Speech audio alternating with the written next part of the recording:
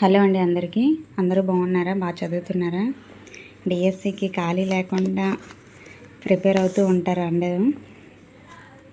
నేనైతే మీకోసం కొన్ని బిట్స్ అయితే చెప్పబోతున్నాను. ఇవి ఏంటంటే అకాడమిక్ బుక్లో బిట్స్ అండి. న్యూ అకాడమిక్ బుక్ ఇది అనమాట. ఇందులో సైకాలజీకి మనకి సంబంధించిన బిట్స్ అయితే చేద్దాము. ఫస్ట్ లెసన్ మనకి వైయక్తిక భేదాలలో బిట్స్ ఇవి. నేను ఆల్రెడీ నిన్న వైయక్తిక భేదాల్లో గత పరీక్షల్లో ఇచ్చిన బిట్స్ అన్నీ కూడా నేను 70 బిట్స్ అనమాట. ఇవన్నీ కూడా ఎక్స్ప్లెయిన్ చేస్తూ వీడియో చేసి అయితే పోస్ట్ చేశాను. మన ఛానల్లో ఉంటుంది, చూడండి. ఇప్పుడు ఇందులో మనకి ప్రాక్టీస్ బిట్స్ అయితే 180 ఇచ్చారనమాట. చాలా ఇంపార్టెంట్. మనం చదవడం ఎంత ఇంపార్టెంటో బిట్స్ చేయడం కూడా అంతే ఇంపార్టెంట్. బిట్స్ చేయడం వల్ల మనకి ఎంతవరకు మనం చదివింది గుర్తుందో, బిట్స్ చేయగలిగితేనే మనం చదివింది మనకి అర్థమైందో లేదా అనేది మనకి తెలుస్తుంది అనమాట. సో అందరు కూడా ప్రాక్టీస్ బిట్స్ అయితే ఖచ్చితంగా చేయండి. ఇవైతే నేను ఈ బిట్స్ అన్నీ కూడా కొన్ని బిట్స్ అయితే లాంగ్ వీడియో చేశాను. అంటే ఇందులో నేను కొన్ని టాపిక్స్ అయితే ఎక్స్ప్లెయిన్ చేశాను అనమాట. వైయక్తిక భేదాలు, అందులో రకాలు, నెక్స్ట్ దాని యొక్క డెఫినేషన్స్ అన్నీ కూడా వివరించాను అనమాట. బాగా ఎక్స్ప్లెయిన్ చేశాను. ఈజీగా ఎలా గుర్తుపెట్టుకోవాలి అని చెప్పి అయితే ఆ విధంగా ఎక్స్ప్లెయిన్ చేశాను. దానికి సంబంధించిన బిట్స్, ఆ టాపిక్ చెప్పి దానికి సంబంధించిన బిట్స్తో కలిపి లాంగ్ వీడియో చేసి అప్లోడ్ చేశాను అనమాట. సో నేనైతే అందుకనే ఏ బిట్స్ అయితే ఆ వీడియోలో చేశానో ఆ బిట్స్ అయితే ఇప్పుడు చెప్పట్లేదు. నేను వీడియో చేయని బిట్సే మళ్ళీ చేస్తున్నాను అనమాట. మీకు ఇవన్నీ బిట్స్ కూడా కావాలంటే నా ఛానల్లో ఉంటాయి, చూడండి. వైయక్తిక భేదాల టాపిక్ గురించి ఒక లాంగ్ వీడియో ఉంటుంది, అందులో చూడండి. ఈ మొత్తం కూడా 27 బిట్స్ కూడా అందులో అయితే ఉంటాయి. నెక్స్ట్ ఇప్పుడైతే బిట్స్ చేద్దాము. ప్రజ్ఞ ఏకకారక సిద్ధాంతాన్ని ప్రతిపాదించినది ఎవరంటే మనకి స్టెర్న్ అనమాట. అలాగే ద్వికారక సిద్ధాంతాన్ని ప్రజ్ఞకు సంబంధించి రూపొందించిన శాస్త్రవేత్త స్పియర్మన్. మనకి ఇక్కడ సిద్ధాంతాలు ఉంటాయి కదా, ఈ సిద్ధాంతాలను ఎలా అంటే ఈజీగా మనం గుర్తుపెట్టుకోవాలంటే ఏకకారక సిద్ధాంతం, ద్వికారక సిద్ధాంతం, సామూహిక సిద్ధాంతము, నెక్స్ట్ బహుకారక సిద్ధాంతము, ఇవి ఉన్నాయి కదా. ఏకకారక సిద్ధాంతం అయితే స్టెర్న్, సింగిల్గా అనమాట. మనం స్టెర్న్ ప్రొనౌన్సియేషన్ ఒకలాగా వస్తుంది, స్టెర్న్. ద్వికారక అంటే స్పియరు, మెన్. ఇవి 2 వర్డ్స్ లాగా ఉన్నాయి కదా, స్పియరు, మెన్. అలా గుర్తుపెట్టుకోండి, 2 వర్డ్స్ లాగా ఉన్నాయి కాబట్టి ద్వికారక. ఏకకారక ఒకే వర్డ్ లాగా ఉంది, స్టెర్న్ కాబట్టి ఏకకారక. నెక్స్ట్ సామూహిక అంటే థర్స్టన్ వస్తుంది, ఓకేనా. నెక్స్ట్ బహుకారక అయితే తారన్డైక్ వస్తుంది అనమాట. తారన్డైక్ అనే శాస్త్రవేత్త ప్రతిపాదించాడు. నెక్స్ట్ స్పియర్మన్ ఏ సంవత్సరంలో ప్రజ్ఞా ద్వికారక సిద్ధాంతాన్ని ప్రతిపాదించాడంటే 1927 correct answer. The abilities of man గ్రంథ రచయిత ఎవరంటే Spearman. The abilities of man Spearman, అలా గుర్తుపెట్టుకుని, మ్యాన్ స్పియర్మన్. స్పియర్మన్ ప్రకారం మానవుని ప్రజ్ఞలో జీ కారకంతో పాటు ఉండే మరో కారకం ఏంటంటే, ఇది అందరికీ తెలుసు, ఎస్ కారకం అనమాట. జీ అంటే మనకి సామాన్య కారకం, ఇది ఎస్ అంటే నిర్దిష్ట కారకం అనమాట. ఈ 2 కారకాలు ఉంటాయి. అన్ని సామర్థ్యాలలో కేంద్రకమై ఉండే కారకం జీ ఫ్యాక్టర్ అనమాట, జీ కారకం. ఇది అన్ని సామర్థ్యాల్లో మనకి కేంద్రకంగా ఉంటుందన్నమాట. నిర్దిష్ట అంటే మనకి అన్నిటిలో ఉండదన్నమాట, ఒక్కొక్క దాంట్లో ఉంటుంది కాబట్టి అన్నిట్లో మనకి కేంద్రకమై ఉండేది జీ ఫ్యాక్టర్. వ్యక్తికి మధ్య భిన్నంగా ఉండటమే కాక ఒకే వ్యక్తిలో కూడా కృత్యాన్ని బట్టి మారుతూ ఉండే కారకం.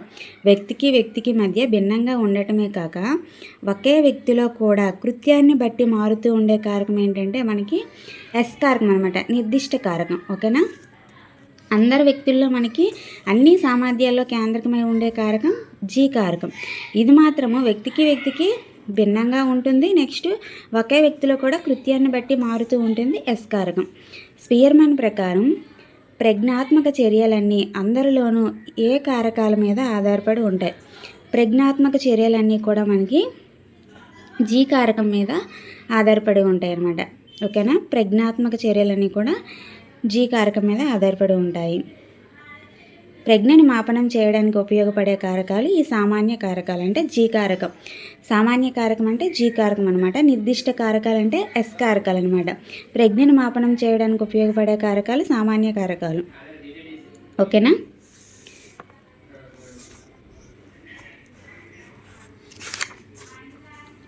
మెజర్మెంట్ ఆఫ్ ఇంటెలిజెన్స్ గ్రంథ రచయిత మనకి ఎవరంటే థార్న్డైక్. మెజర్మెంట్ ఆఫ్ ఇంటెలిజెన్స్ గ్రంథ రచయిత థార్న్డైక్. థార్న్డైక్ ప్రకారం ప్రజ్ఞకు ఎన్ని గుణాలు ఉంటాయి? థార్న్డైక్ ప్రకారం ప్రజ్ఞకు ఎన్ని గుణాలు ఉంటాయి? 5. థార్న్డైక్ ప్రకారం ప్రజ్ఞకు ఎన్ని గుణాలు ఉంటాయంటే ఆప్షన్ 2 5 అనమాట.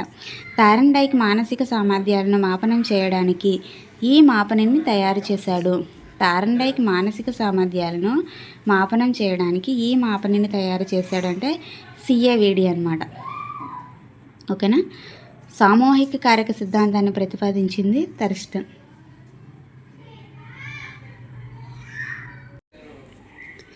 సామూహిక కారక సిద్ధాంతాన్ని ప్రతిపాదించింది మనకి ఎవరు? సామూహిక సా ఉంది, థర్స్టన్ సా ఉంది, థర్స్టన్ అనమాట. సామూహిక థర్స్టన్ ఏ దేశస్థుడు అంటే మనకి ఇక్కడ అమెరికా. థర్స్టన్ ఏ దేశస్థుడు? అమెరికా దేశస్థుడు.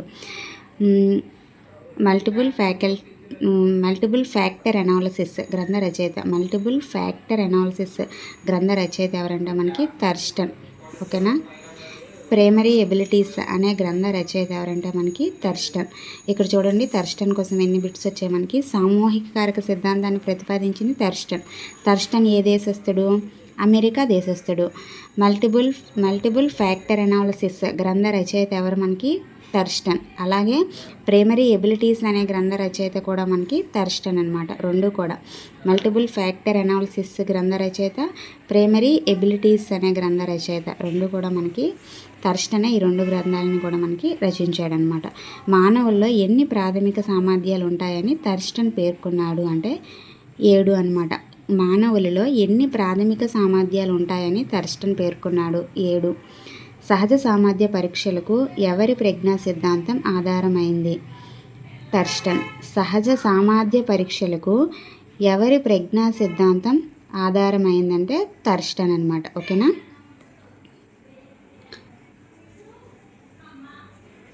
ప్రజ్ఞా స్వరూప సిద్ధాంతాన్ని మనకి రూపొందించింది గిల్ఫర్డ్. ప్రజ్ఞా స్వరూప సిద్ధాంతాన్ని రూపొందించింది ఎవరంటే గిల్ఫర్డ్. వీరి అభిప్రాయం ప్రకారం ప్రజ్ఞ 3 విశేషాంశాలతో ముడిపడి ఉంటుంది. ఎవరి అభిప్రాయం ప్రకారం ప్రజ్ఞ అనేది 3 విశేషాంశాలతో ముడిపడి ఉంటుందంటే గిల్ఫర్డ్ ప్రకారం ప్రజ్ఞకు కారణమయ్యే కారకాల సంఖ్య ఎంత అంటే 120 అనమాట. మనకి ఇక్కడ చూసుకున్నట్లయితే గిల్ఫర్డ్ ప్రకారం ప్రజ్ఞకు కారణమయ్యే కారకాల సంఖ్య ఎంత అంటే మనకి 120. ఇది చూడండి, ఇక్కడ 120 అన్నాం కదా. గిల్ఫర్డ్ ప్రకారం ప్రజ్ఞకు కారణమయ్యే కారకాల సంఖ్య 120 ఎలా వచ్చిందంటే మనకి గిల్ఫర్డ్ ఏం చెప్పారంటే 3 రకాల విశేషకాలు ఉంటాయి. ఈ 3 రకాల విశేషకాల్లో కూడా కొన్ని కారకాలు ఉంటాయని అయితే చెప్పారనమాట. అదేంటంటే విశేషకాలు చూసినట్లయితే విషయాలు ఇంకా ప్రచాలకాలు, నెక్స్ట్ ఉత్పత్తులు అనమాట. 3 రకాలు విశేషకాలు. ఈ విశేషకాల కారకాలు ఇందులో 4 ఉంటాయి. విషయాల్లో 4, ప్రచాలకాల్లో 5, ఉత్పత్తుల్లో చూసుకున్నట్లయితే మనకి 6 అనమాట. ఇవన్నీ కూడా మల్టిపుల్ చేస్తే అంటే వీటి సమ్మేళనమే మనకి ఇక్కడ ఒక వ్యక్తి యొక్క ప్రజ్ఞ అని చెప్పాడనమాట. అంటే 4 మల్టిప్లై చేయాలన్నమాట. 4 × 5 × 6 చేస్తే 4 5 20, 26 120 వస్తుంది అనమాట. ఈ 120 అంటే ఈ కారకాల సమన్వయ సమ్మేళనమే మనకి ఇక్కడ ఒక వ్యక్తి యొక్క ప్రజ్ఞ అని చెప్పాడనమాట. ఎవరు? గిల్ఫర్డ్ అనమాట. అందుకనే మనకి ఇక్కడ 120 వచ్చింది. గిల్ఫర్డ్ ప్రకారం ప్రజ్ఞకు కారణమయ్యే కారకాల సంఖ్య 120. ప్రజ్ఞలో 5 రకాల ఇదిగోండి ప్రచాలకాలు, 4 రకాల విషయాలు, 6 రకాల ఉత్పత్తులు. ఓకేనా. ప్రచాలకాలు ఎన్ని మనకి? 5. నెక్స్ట్ విషయాలు 4, ఉత్పత్తులు 6. ఇది ఎలా గుర్తుపెట్టుకుంటారంటే ఫస్ట్ మనకి విషయాలు గుర్తుపెట్టుకోండి. విప్రవు అని గుర్తుపెట్టుకుంటే విషయాలు, ప్రచాలకాలు, ఉత్పత్తులు. ఇది 4, ఇది 5, ఇది 6. 4 × 5 × 6 120 వస్తుంది అనమాట గిల్ఫర్డ్ ప్రకారం. ఓకేనా. అలా ఉత్పత్తులు ఉంటాయని 6 రకాల ఉత్పత్తులు ఉంటాయని చెప్పింది ఎవరంటే మనకి గిల్ఫర్డ్. విప్రవు అని గుర్తుపెట్టుకోండి. నెక్స్ట్ విప్రవు అనేది ఏంటి? విప్రవు అనేది మనకి ఇక్కడ విశేషకాలు అనమాట. ఆ విశేషకాలు ఎన్ని? 3 రకాల విశేషకాలు. వి అంటే విషయాలు, ప్రావ అంటే ప్రచాలకాలు, అంటే ఉత్పత్తులు అనమాట. నెక్స్ట్ వీటిలో కారకాలు 4, 5, 6 ఈజీ గుర్తుపెట్టుకోవచ్చు. 4, 5, 6 అనమాట. ఓకేనా? 5 రకాల ప్రచాలకాలు ఇక్కడ ఇవే 5 రకాలని చెప్పేశారు మనకి ఇక్కడ. 4 రకాల విషయాలు, 5 రకాల ప్రచాలకాలు, 6 రకాల ఉత్పత్తులు అని చెప్పింది మనకి ఎవరు? గిల్ఫర్డ్. మానసిక వయస్సు అనే పదాన్ని మొదటిసారిగా ప్రతిపాదించింది మనకి ఎవరు? బినే. ఇది మనకి తెలిసిందే.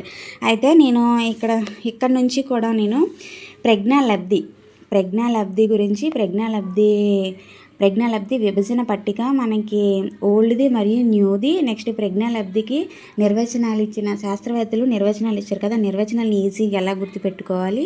నెక్స్ట్ ప్రజ్ఞాలబ్ధి విభజన పట్టిక ఓల్డ్ అండ్ న్యూ మనకి ఈజీగా ఎలా గుర్తుపెట్టుకోవాలి అని అయితే మొత్తం కూడా ఒక వీడియో చేశాను. దానికి సంబంధించిన బిట్స్ ఇవన్నీ కూడా మన ఛానల్లో లాంగ్ వీడియో ఉంటుంది చూడండి. బిట్స్ అన్నీ కూడా నేను లాంగ్ వీడియోలో ఆల్రెడీ చెప్పేశాను. లాంగ్ వీడియోలో చెప్పని బిట్స్ మాత్రమే ఇందులో చెప్తున్నాను.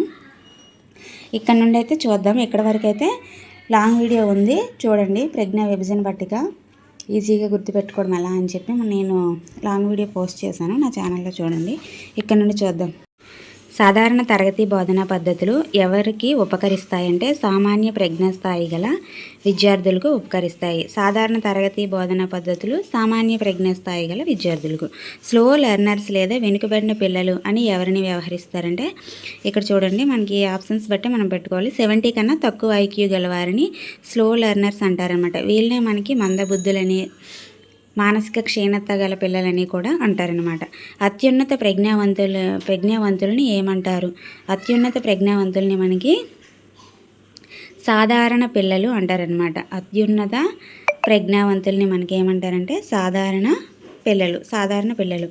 ప్రత్యేక అవసరాలు గల పిల్లలను ఏమంటారు? ప్రత్యేక అవసరాలు గల పిల్లల్ని మనకి ఏమంటారు? అసాధారణ పిల్లలు అనమాట. ఓకేనా? మనం ఈ చదువుకోవాలి. ఆప్షన్స్ బట్టి మనకి ఈజీ తెలిసిపోద్ది. చూడండి, ప్రత్యేక అవసరాలు గల పిల్లలు అంటే విలక్షణ, అపసామాన్య, సాధారణ పిల్లలు, అసాధారణ పిల్లలు అంటారు. అత్యున్నత ప్రజ్ఞావంతుల్ని సాధారణ పిల్లలు అన్నారు. అలాగే ప్రత్యేక అవసరాలు గల పిల్లల్ని ఏమంటారంటే అసాధారణ పిల్లలు అనమాట. అంటే అంగవైకల్యం గల ప్రత్యేక అవసరాలు ఉంటాయి కదా పిల్లలకి, అటువంటి వాళ్ళని మనకి అసాధారణ పిల్లలు అంటారు. వెనుకబడిన విద్యార్థుల అవధాన కాలం తక్కువ. Option 2 correct answer. వెనుకబడిన విద్యార్థులకు ప్రత్యేక తరగతుల ద్వారా బోధించడాన్ని ఏమంటారు? వెనుకబడిన విద్యార్థులకు ప్రత్యేక తరగతుల ద్వారా బోధించడాన్ని నివారణ విద్య అంటారనమాట. వెనుకబడిన విద్యార్థులకు ప్రత్యేక తరగతుల ద్వారా బోధించడాన్ని ఏమంటారంటే నివారణ విద్య. ఓకేనా? గుడ్డి, మోగ, చెవుడు పిల్లల పాఠశాల తెలిసిందా మనకి? ప్రత్యేక పాఠశాలలు అనమాట. అంటే ప్రత్యేక అవసరాలు గల పిల్లలనే మనకి వీళ్ళనే ప్రత్యేక అవసరాలు గల పిల్లలు అంటారు కదా, వాళ్ళ కోసం ఉండే పాఠశాల ప్రత్యేక పాఠశాల అనమాట. బాల నేరస్తుల పాఠశాల బోస్టన్ పాఠశాల. బాల నేరస్తులు బోస్టన్, ఇలా గుర్తుపెట్టుకోండి. బాబా వచ్చింది కదా. బాల నేరస్తులు గల పాఠశాల మనకి ఏంటంటే బోస్టన్ పాఠశాల అనమాట. సగటు ప్రజ్ఞా స్థాయికి మరీ ఎక్కువ లేదా మరీ తక్కువ ఉన్న పిల్లలు. సగటు ప్రజ్ఞా స్థాయికి మరీ ఎక్కువ లేదా మరీ తక్కువ ఉన్న పిల్లలు విలక్షణ పిల్లలు అనమాట. విలక్షణ పిల్లలు. ఓకేనా? సగటు ప్రజ్ఞా స్థాయికి మనకి ఏంటి? మరీ ఎక్కువ లేదా మరీ తక్కువ ఉన్న పిల్లల్ని ఏమంటారంటే విలక్షణ పిల్లలు అంటారనమాట. సగటు ప్రజ్ఞా స్థాయి మనం చూసుకుంటే ఎంతండి? 90 to 110 అనేది మనకి సగటు ప్రజ్ఞా స్థాయి. సగటు ప్రజ్ఞా స్థాయి గల పిల్లలే మనకి ఎక్కువ ఉంటారనమాట సమాజంలో. 48% మనకి వాళ్ళే ఉంటారు. తన వయస్సు వారి సామర్థ్యాల కంటే తక్కువ స్థాయి ఉండేవారిని ఎలా పిలుస్తారు? తన వయస్సు వారి సామర్థ్యాల కంటే తక్కువ స్థాయి ఉండేవారిని ఎలా పిలుస్తారంటే ఏమంటారు? స్లో లెర్నర్స్ అనమాట. ఓకేనా? వారి సామర్థ్యాల కంటే స్లో లెర్నర్స్కి మనకు సామర్థ్యం అనేది తక్కువగా ఉంటుంది కాబట్టి వారిని స్లో లెర్నర్స్ అంటారు. వెనుకబడిన విద్యార్థుల బోధనలో ఏ అంశాలకు ప్రాధాన్యత ఇవ్వాలి? వెనుకబడిన విద్యార్థుల బోధనలో ఏ అంశాలకు ప్రాధాన్యత ఇవ్వాలి? మూర్త అంశాలకు ప్రాధాన్యత ఇవ్వాలి. మూర్త అంటే ఏంటి? కంటికి కనిపించే అంశాలన్నమాట. ఫస్ట్ మనకి వెనుకబడిన పిల్లలకి మనకి ఊహించని అంశాలు వాళ్ళు ఊహించలేరు. వెనుకబడిన పిల్లలకి సామర్థ్యం అనేది తక్కువగా ఉంటుంది అన్నమాట. వాళ్ళ యొక్క తక్కువగా ఉంటుంది కాబట్టి ముందు వాళ్ళకి కంటితో కనిపించే వాటిపైన ఎక్కువ దృష్టి పెట్టమనాలి. దాని తర్వాత వాళ్ళకి బాగా వాళ్ళ సామర్థ్యం పెరిగిన తర్వాత బాగా చదువుకున్న తర్వాత అమూర్త వాటి గురించి ఆటోమేటిక్గా వాళ్ళు చదువుతూ ఆలోచిస్తూ ఉంటారన్నమాట. కంటికి కనిపించిన వాటి గురించి కూడా ఆలోచిస్తూ ఉంటారు. ముందు వాళ్ళకి ఏ అంశాలకి ప్రాధాన్యత ఇవ్వమని చెప్పాలి మనం మూర్త విషయాలపై అనమాట. వెనుకబడిన విద్యార్థుల బోధనలో ఏ అంశాలకు ప్రాముఖ్యత ఇవ్వాలంటే మూర్త అంశాలకు. ఒక వ్యక్తిని మాత్రమే పరీక్షించే పరీక్షలు ఏంటంటే వైయక్తిక పరీక్షలు. ఓకేనా? ఒక వ్యక్తిని మాత్రమే పరీక్షించే పరీక్షలు వైయక్తిక పరీక్షలు. ఇక్కడ చూడండి ఏటేటి ఇచ్చాడు? సామూహిక, శాబ్దిక, వైయక్తిక, నిష్పాదన అని ఇచ్చాడు. మనకు కరెక్ట్ ఆన్సర్ ఏంటంటే వైయక్తిక పరీక్షలు. చదువు రాని వారి కోసం, భాష రాని వారి కోసం ఉపయోగించే పరీక్షలు ఏంటంటే నిష్పాదన పరీక్షలు. చదువు రాని వారి కోసం, భాష రాని వారి కోసం ఉపయోగించే పరీక్షలు నిష్పాదన పరీక్షలు. ఇక్కడ ఏంటి? శాబ్దిక. శాబ్దిక అంటే ఏంటి? మనం రాతపూర్వకంగా మనకి ప్రశ్నలు అడుగుతారు, మనం రాతపూర్వకంగా వాటికి సమాధానాలు ఇస్తాం. అంటే మనకి చదువుకునే పిల్లలు వీటికి చేయగలరనమాట. ఇంకా శక్తి పరీక్షలు అంటే ఏంటంటే మనకి ఎంత టైంలోనైనా చేయొచ్చు, కానీ ఇచ్చిన ఎగ్జామ్ మాత్రం కంప్లీట్ చేయాలన్నమాట. పరీక్ష మాత్రం కంప్లీట్ చేయాలి. వాళ్ళకి ఇచ్చిన పనిని పూర్తి చేయాలి. టైం ఎంతైనా తీసుకోవచ్చు. ఇది శక్తి పరీక్షలు. వేగ పరీక్షలు అంటే మనకి కొంత టైం అనేది ఇస్తారు, ఆ టైంలో మనం ఎగ్జామ్ కంప్లీట్ చేయాలి. వేగ పరీక్ష మనకి కొంత టైం ఇచ్చి ఆ టైంలో కంప్లీట్ చేయమంటారు కాబట్టి. నిష్పాదన అంటే చదువు రాని వారి కోసం, భాష రాని వారి కోసం ఉపయోగించే పరీక్షలు నిష్పాదన.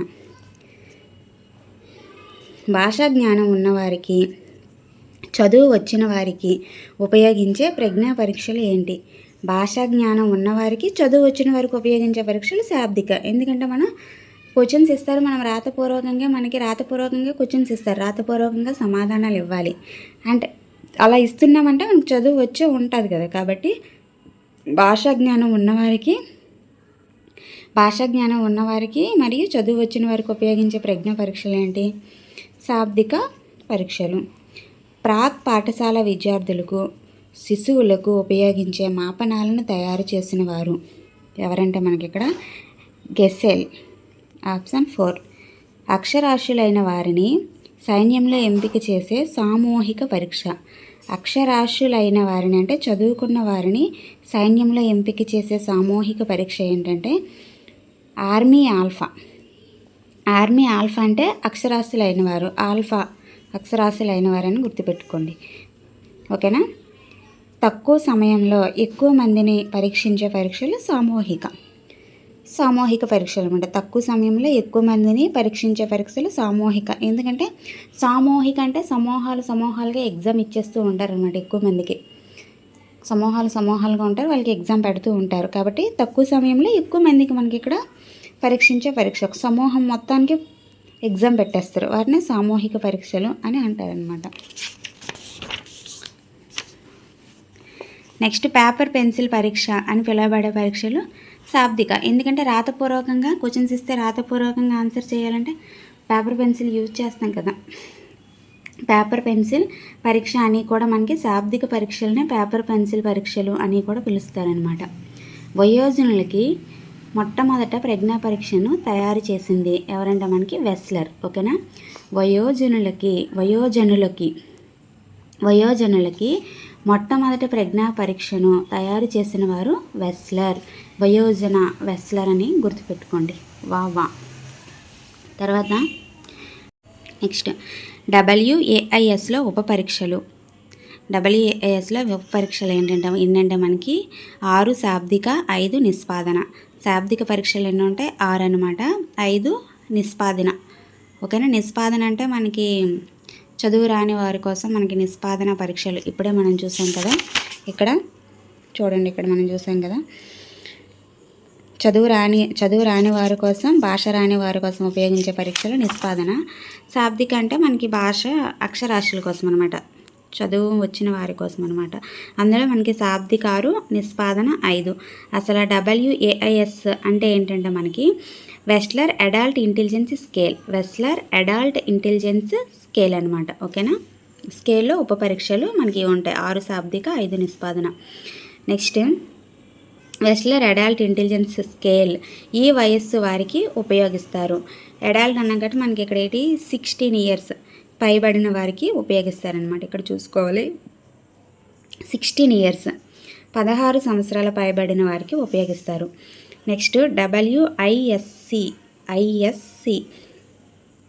వారికి ఉద్దేశించినది అంటే ఎవరికి ఉద్దేశించింది చూసుకున్నట్లయితే పిల్లలకు అనమాట. Wechsler intelligence scale for children అనమాట. ఇది Wechsler intelligence scale for children. Wechsler intelligence scale for children మనకి అబ్రివేషన్ కూడా గుర్తుపెట్టుకోవాలి. ఇది వెస్లర్ అడల్ట్ ఇంటెలిజెన్స్ స్కేల్ అనమాట. ఇది Wechsler intelligence scale for children కాబట్టి పిల్లలకు ఉద్దేశించింది. నెక్స్ట్ WISCను తయారు చేసింది ఎవరంటే మనకి వెస్లర్. ఓకేనా. వెస్లర్ WISC ఈ వయస్సు వారికి ఉపయోగిస్తారంటే 5 to 14 ఇయర్స్. ఓకేనా. 5 to 14 ఇయర్స్ అనమాట. 5 to 14 ఇయర్స్. ఇక్కడైతే మనకి ఇక్కడ అడల్ట్ అన్నాం కదా, అడల్ట్ అన్నాం కాబట్టి 16 సంవత్సరాలు పైబడిన వారికి. ఇది చిల్డ్రన్కి సంబంధించింది కాబట్టి మనం 5 to 14 ఇయర్స్ అనమాట. పింట్నర్ పాటర్సన్ పరీక్ష నిష్పాదన పరీక్ష. Option 3 correct answer. శిశు ప్రజ్ఞా మాపనలను తయారు చేసినవాడు.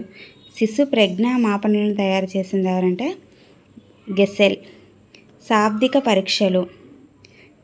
పరీక్షలు ఏంటంటే మనకి ఆర్మీ ఆల్ఫా అనేవి మనకి ఏంటంటే శాబ్దిక పరీక్షలు. ఎందుకంటే మనకి చదువు వచ్చిన సైనికుల కోసం ఇక్కడ మనం బిట్టు ఒకటి చెప్పాను చూడండి. అక్షరాస్యులైన వారిని సైన్యంలో ఎంపిక చేసే సామూహిక పరీక్ష ఆర్మీ ఆల్ఫా. అక్షరాస్యులు అనగానే శాబ్దిక అంటే చదువు వచ్చిన వాళ్ళకి కదా ఇక్కడ ఎగ్జామ్స్ పెట్టేది, శాబ్దిక పరీక్షలు కదా. శాబ్దిక పరీక్షలు అనేది చదువు వచ్చిన వాళ్ళకి అవుతుంది కాబట్టి మనకి ఇక్కడ ఆర్మీ ఆల్ఫా అనేది శాబ్దిక పరీక్షలు. ఓకేనా. చూసుకోవాలి ఆర్మీ ఆల్ఫా శాబ్దిక పరీక్షలు. ఇంతవరకు అయితే బిట్స్ చేసాము 103. నెక్స్ట్ 104 నుంచి మనకి తర్వాత చేద్దాము, నెక్స్ట్ వీడియోలో చేస్తాను. మొత్తం ఎన్ని ఉన్నాయంటే ఇక్కడ బిట్స్ 185 ఉన్నాయన్నమాట. 185 ఉన్నాయి. సో ఇవన్నీ కూడా నెక్స్ట్ వీడియోలో అయితే బిట్స్ అన్నీ చేస్తాను. వీడియో నచ్చితే ఖచ్చితంగా సబ్స్క్రైబ్ చేసుకొని సపోర్ట్ చేయండి. ఖచ్చితంగా ఒక లైక్ చేయండి. నెక్స్ట్ వీడియోతో మళ్ళీ కలుసుకుందాం. మీకు ఏదైనా మిస్టేక్ అనిపిస్తే కామెంట్ అయితే చేయండి. ఇందులో మీకు చెప్పాను కదా 2 లాంగ్ వీడియోలు అయితే ఈజీగా ఎక్స్ప్లెయిన్ చేసి అయితే పెట్టాను. అవి అయితే చూడండి. ఇందులో చెప్పని బిట్స్ చెప్పలేదు కదా కొన్ని బిట్స్, అవి లాంగ్ వీడియోలో ఉన్నాయి నా ఛానల్లో, వెళ్ళి చూడండి. థ్యాంక్ యూ ఫర్ వాచింగ్ అండి. బాయ్ అండి.